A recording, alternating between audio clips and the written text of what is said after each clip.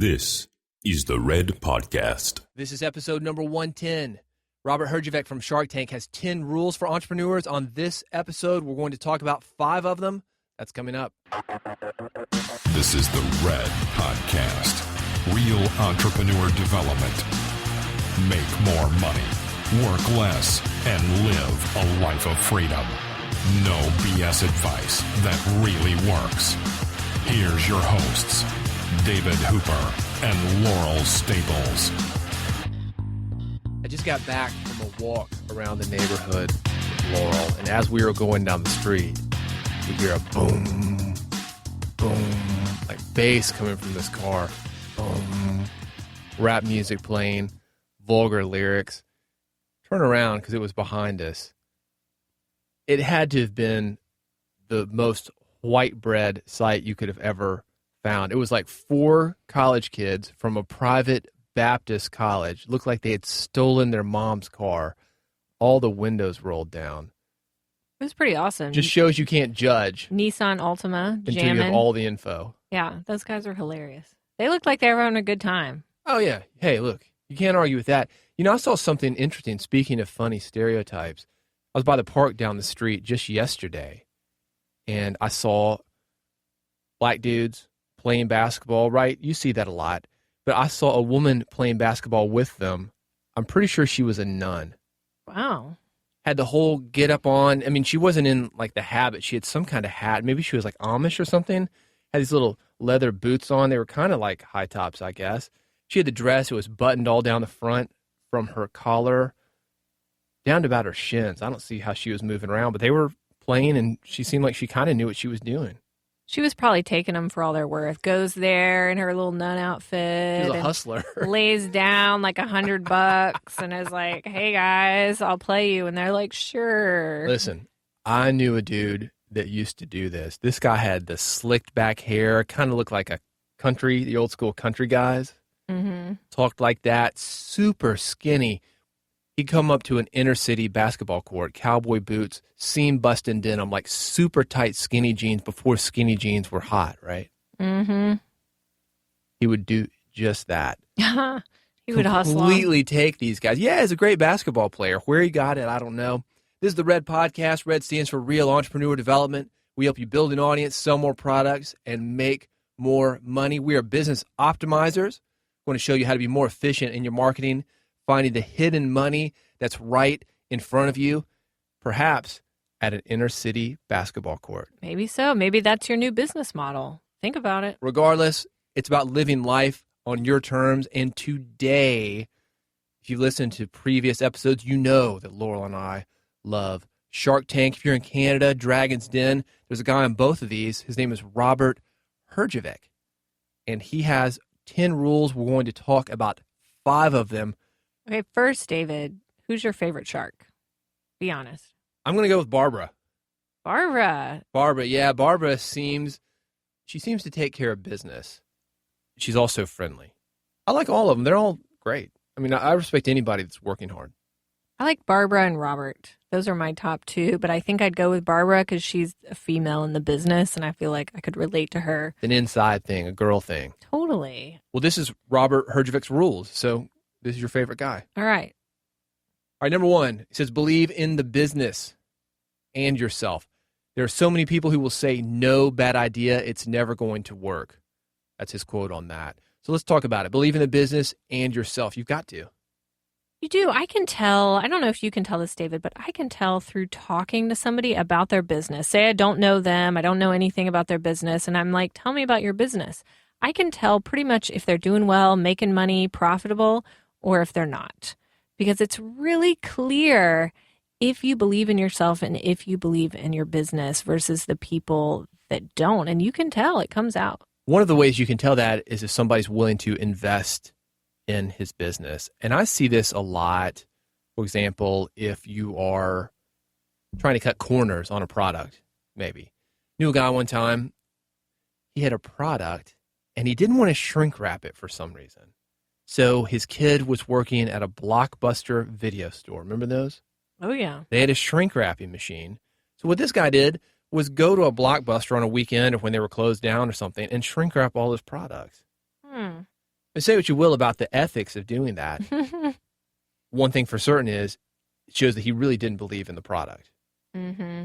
Because you're going to go through all of that extra work. You have people coming over, hey, man, come help me shrink wrap all these things. I mean, what does it cost to shrink wrap something?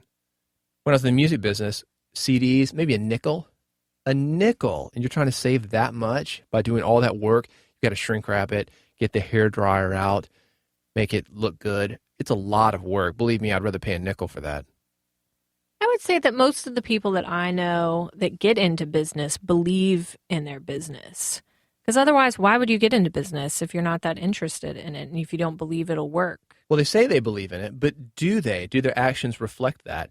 Think about it, Laurel. Even us, we come up with these ideas, and they seem like good ideas, but when the rubber meets the road, sometimes we're like, yeah, and that's when we don't go forward with them.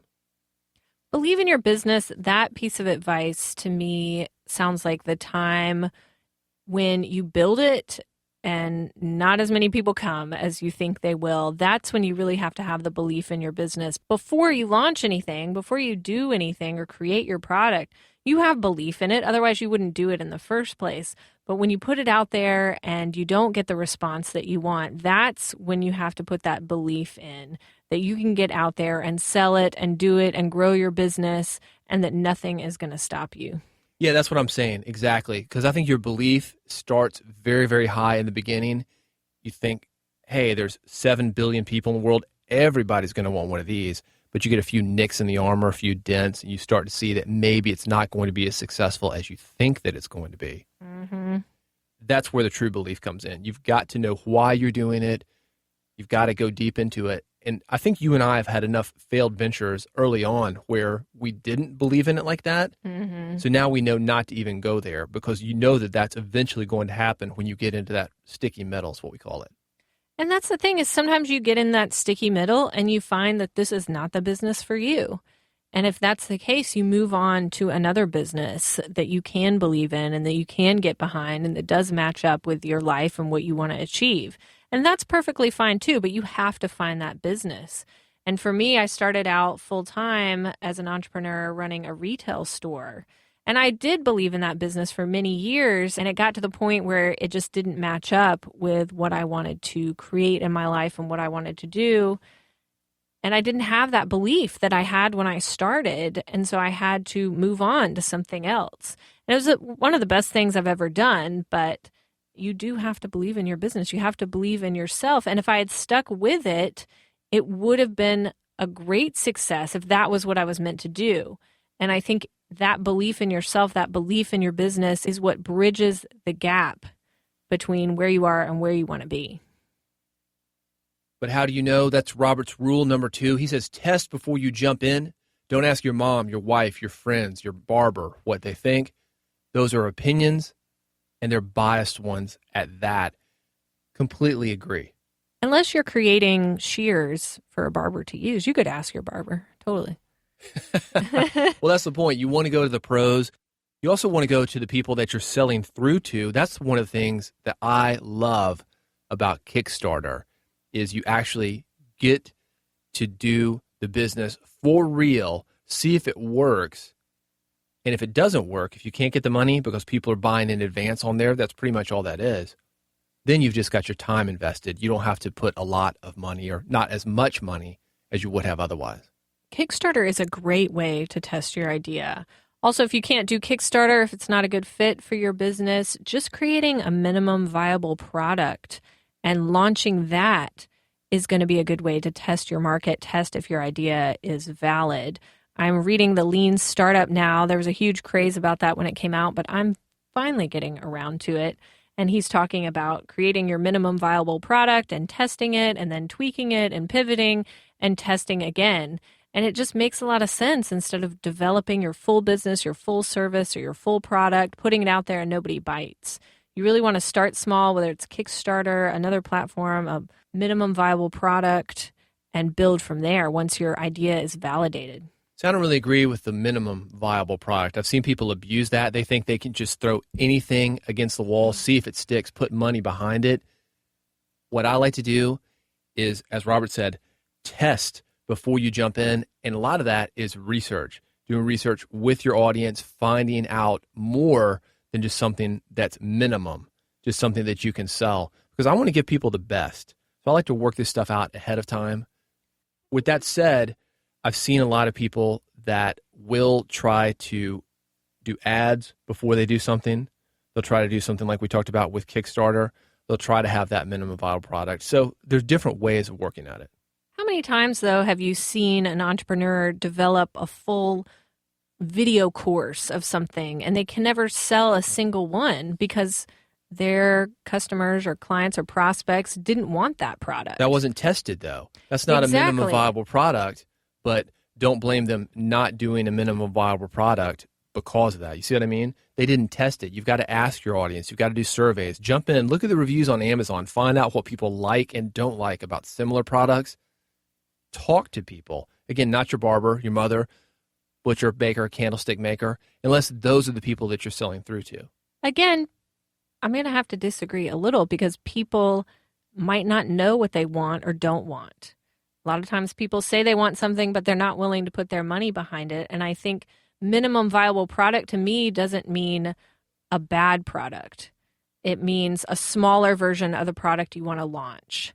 So it means testing a smaller version. And I think for you, since you said it was more over abused than not, that it's just a bad product that people are coming out with to see if they can get some money off of it. And I absolutely agree that that's a bad approach. But I think if you can create a good product, but maybe it just doesn't take 6 months or a year to create, it just takes you a month, you test it, you build on it, I think that's a way to go. Absolutely. You don't want to wait until it's perfect. You've heard the saying, perfect is the enemy of good. Perfect never happens, and that keeps good products from coming out. Don't wait forever to get it out, but do test, do research beforehand. Number 3 of Robert's rules, everyone lies. Some people will lie to you because they mean to. Others will do it because they tell you what you want to hear. This is something that happens to us in Toastmasters, which is an international speaking group that we're a part of. In Toastmasters, every meeting is structured that usually 3 people give a prepared speech that they've written out, practiced, prepared in advance. And then at the end of that, there are evaluators that come up and give an impromptu speech to evaluate those speeches.